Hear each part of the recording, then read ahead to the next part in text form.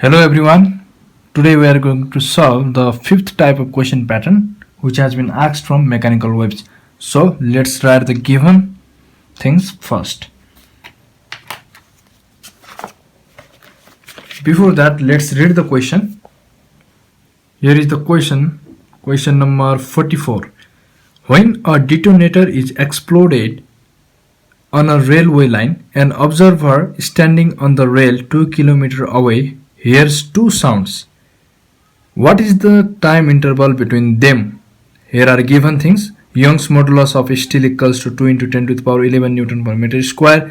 Density of steel equals to 8 into 10 to the power 3 kg per meter cube. Density of air equals to 1.4 kg per meter cube. Gamma for air is 1.4. Atmospheric pressure is 10 to the power 5 Newton per meter square. So I hope you have already heard the question and you can just read and understand the question. So let's write the given things first. Solution given. So here are given things. First of all, let's write whatever are given. Let's write. Okay, in the bracket we can directly see here is Young's modulus of steel. We can denote it by ys equals to Young's modulus. Okay, Young's modulus for steel equals to 2 into 10 to the power 11 Newton per meter square. And density of steel, density means rho of steel equals to 8 into 10 to the power 3 kg per meter cube. Gamma and distance is also given. First of all, there is a distance, so let's write distance d equals to 2 kilometer. Let's convert it into SI unit. 2 into 10 to the power 3 meter. And there is given gamma for air 1.4.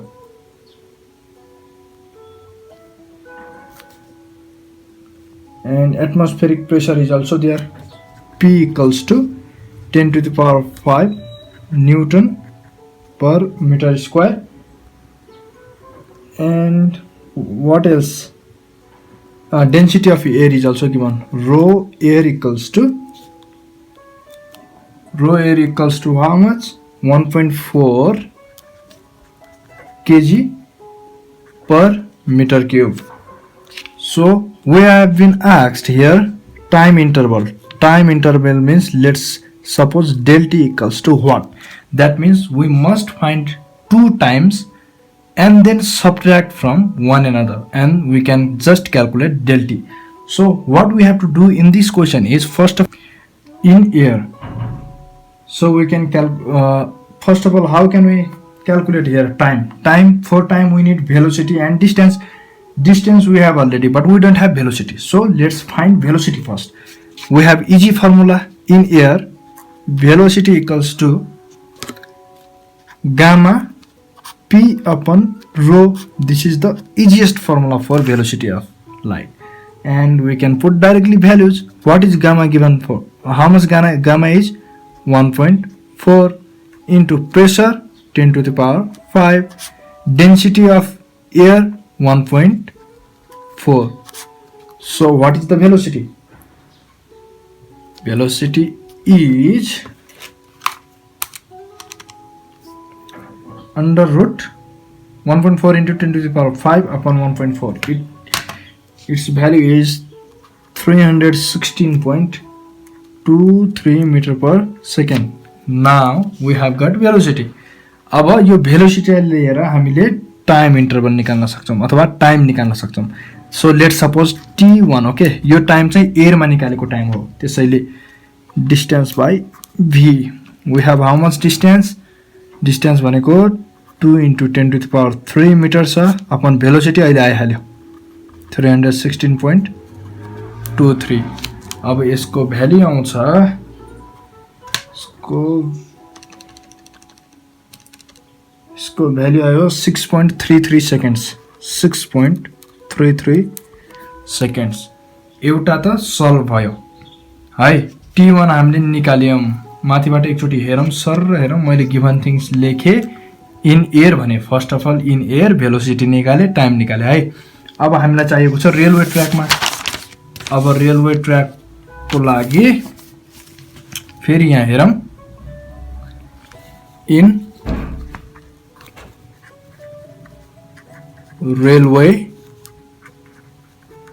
Track in railway track भनेर लेखे अब यहाँ पनि पहिला velocity चाहियो नि त टाइमको लागि त है सो रेलवे ट्र्याक केले बनेको हुन्छ स्टिलले बनेको हुन्छ त्यसैले यहाँ हामीलाई यंग्स मोडुलस पनि दिएको छ डेन्सिटी पनि छुट्टै दिएको छ हुन त क्वेशन भेरी इजी छ तर अलिकति यसमा टाइम इन्टरभल खोजेको भएर मैले गरिदिएको है अब भेलोसिटी निकालौं भेलोसिटी के कसरी निकाल्ने यसमा हामीलाई यंग्स मोडुलस दिएको छ रो दिएको छ पहिला हामीले भनेको छौं कुनै पनि मेटलमा होस् या मिडियममा हामीले सोलिड मिडियममा यो फर्मुला हालेको छौं यंग्स अपन रो है यंग्स मोडुलस अलरेडी गिभन छ कति गिभन छ 2 × 10⁻11 दिएको छ अनि रो इन स्टिल कति दिएको छ हामीलाई 8 × 10⁻3 दिएको छ अब यसलाई सल्भ गरौँ सल्भ गरेर भ्यालु कति आउँछ त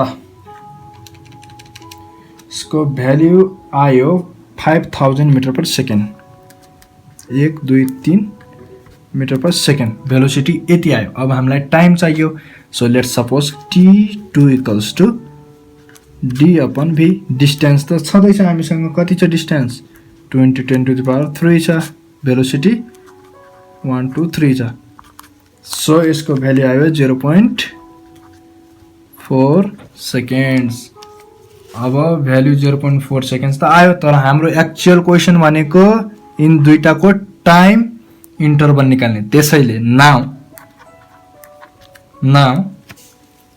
del t = t1 - t2 गरिदिए मैले त्यो भनेको 6.33 - 0.4 सेकेन्ड्स गर्दा आन्सर आयो 5.93 seconds is the right answer.